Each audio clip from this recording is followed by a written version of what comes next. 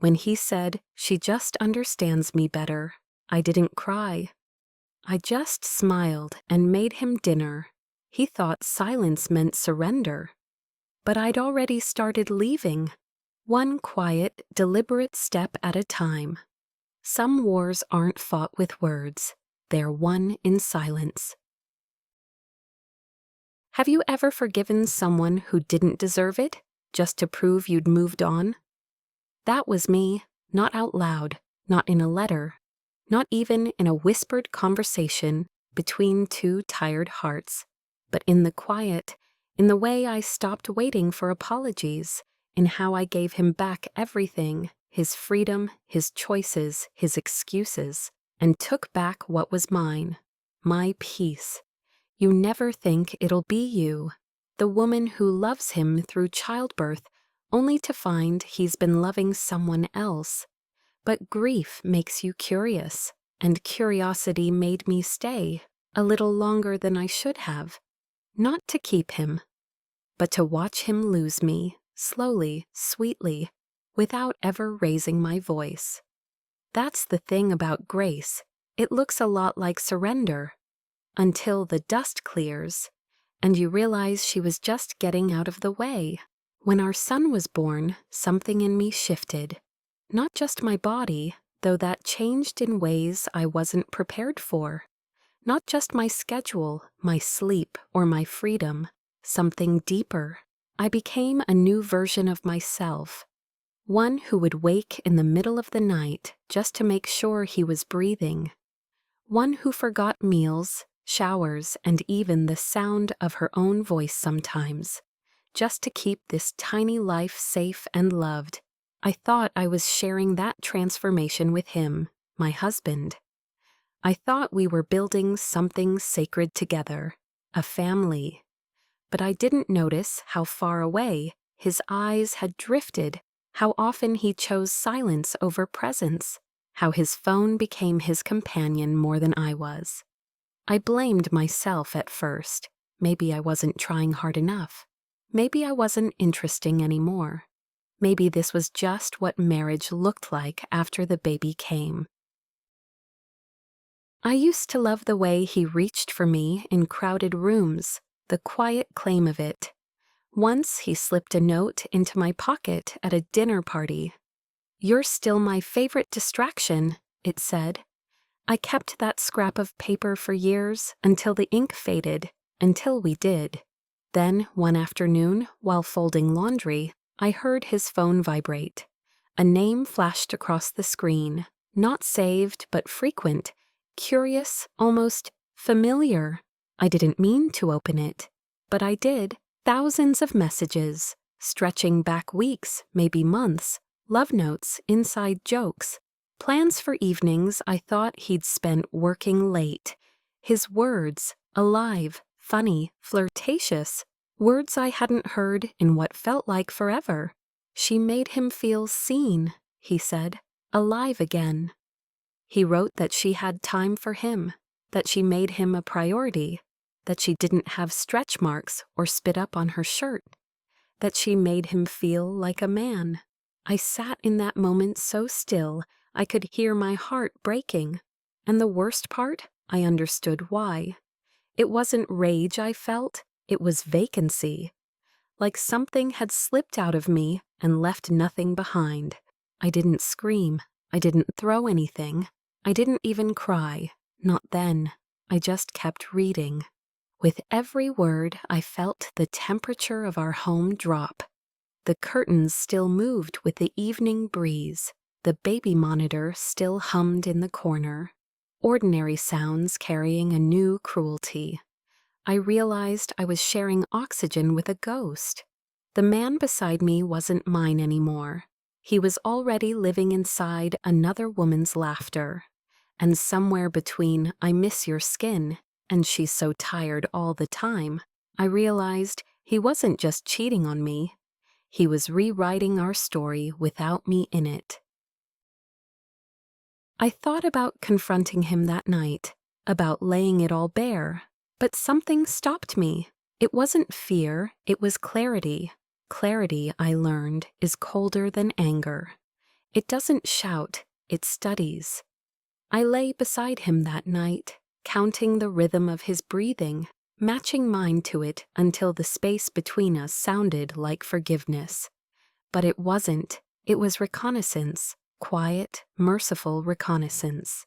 He had already made his choice, but so had I. I would not let my son's first chapter be defined by betrayal and broken glass. I would not be the woman who begged for the love she already gave freely. If he wanted out, truly, I would give him that. But not before I showed him exactly what he was walking away from. I kissed him goodnight like nothing had changed, and in the morning I smiled like my world hadn't tilted sideways.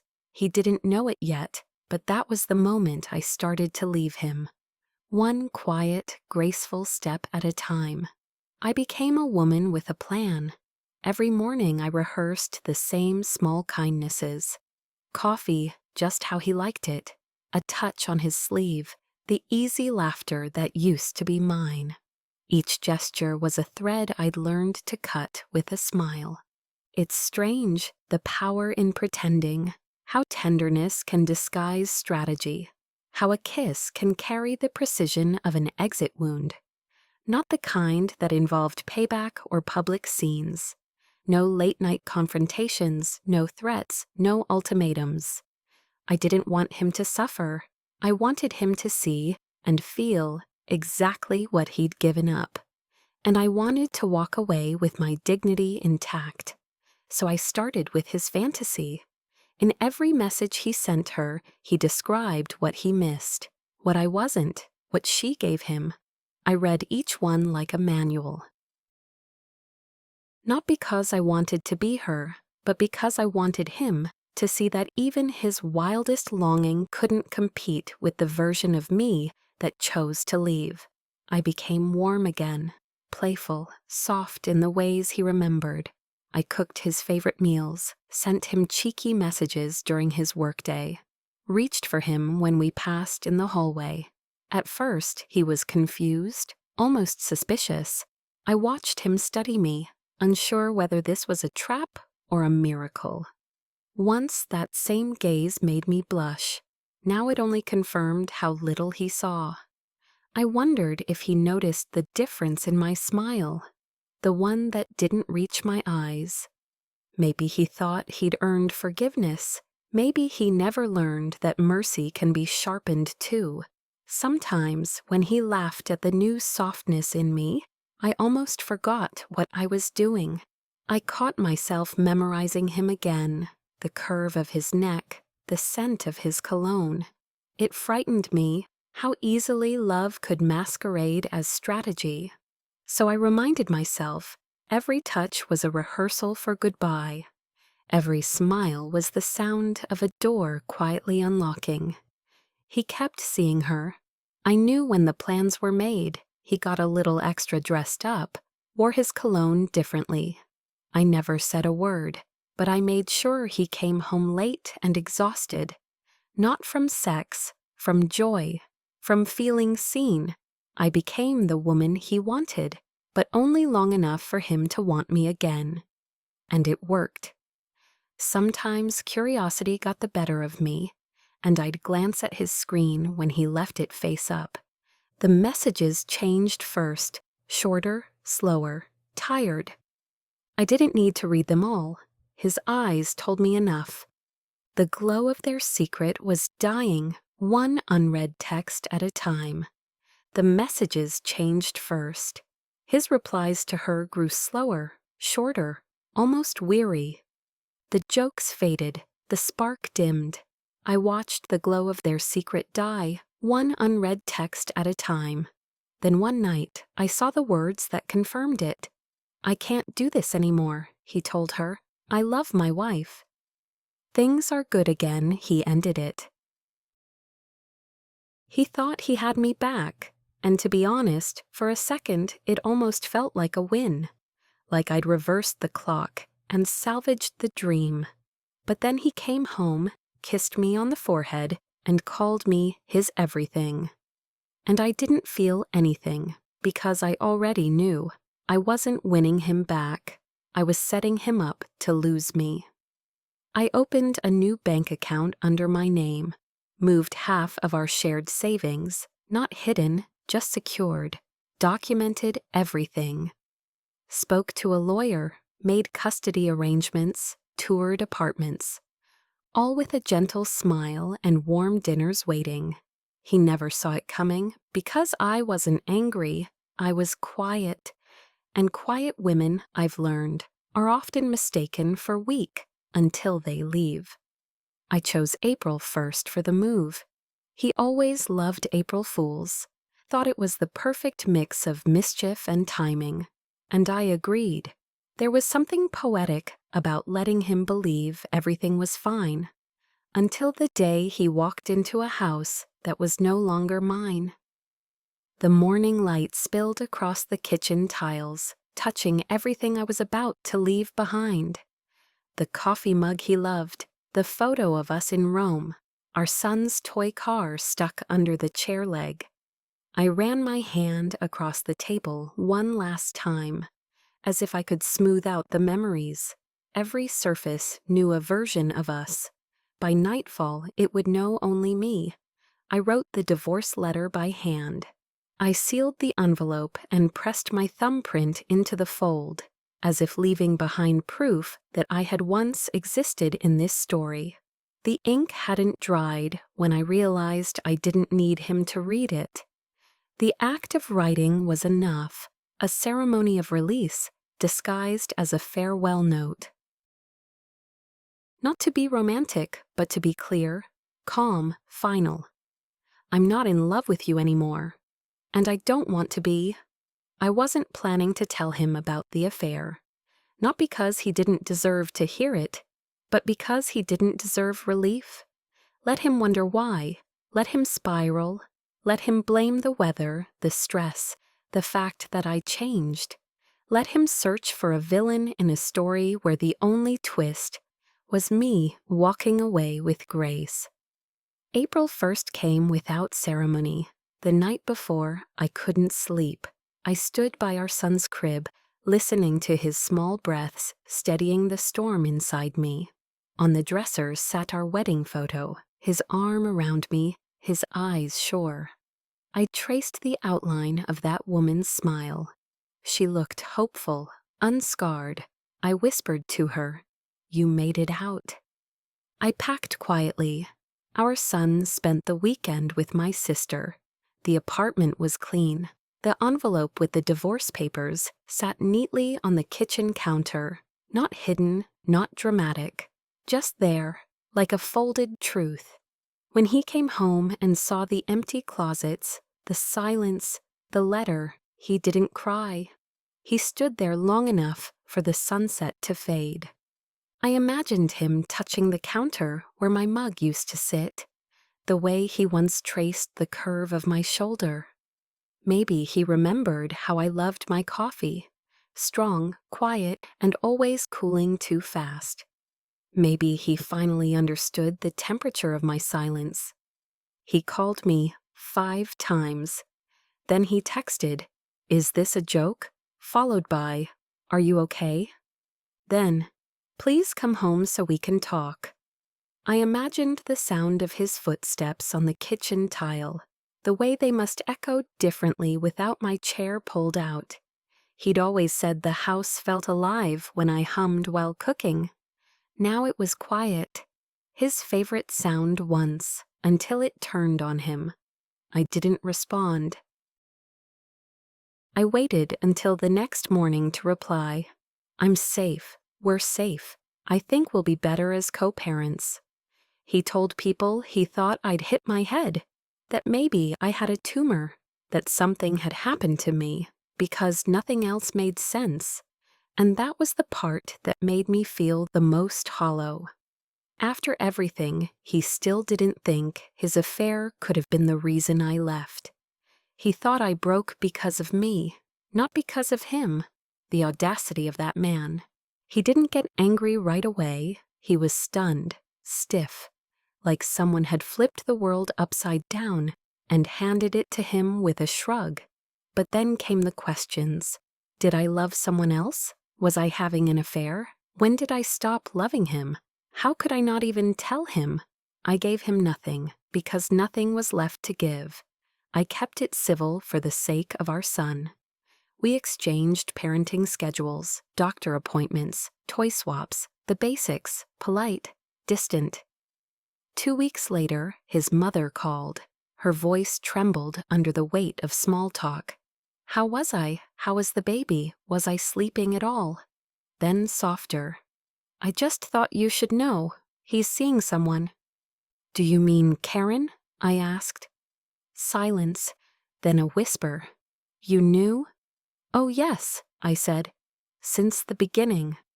I could hear her breath catch, that small gasp when truth rearranges everything you thought you knew.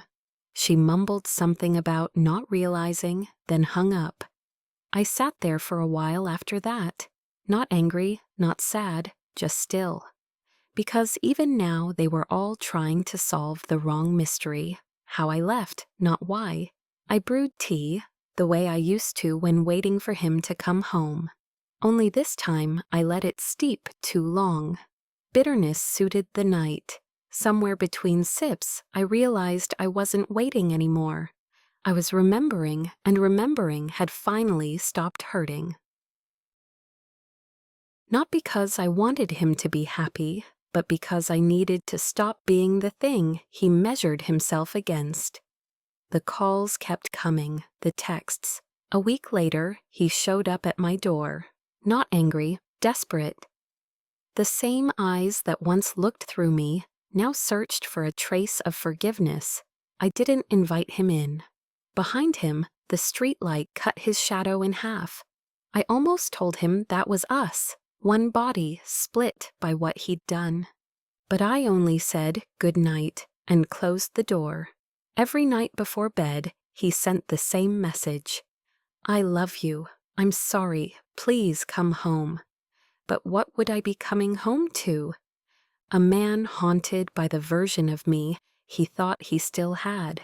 And the truth? That version doesn't live there anymore. There's a moment I'll never forget. I was sitting on the floor, folding my son's laundry. Some nights when he cried, I'd hold him a little longer than necessary. Not because he needed comfort, but because I did.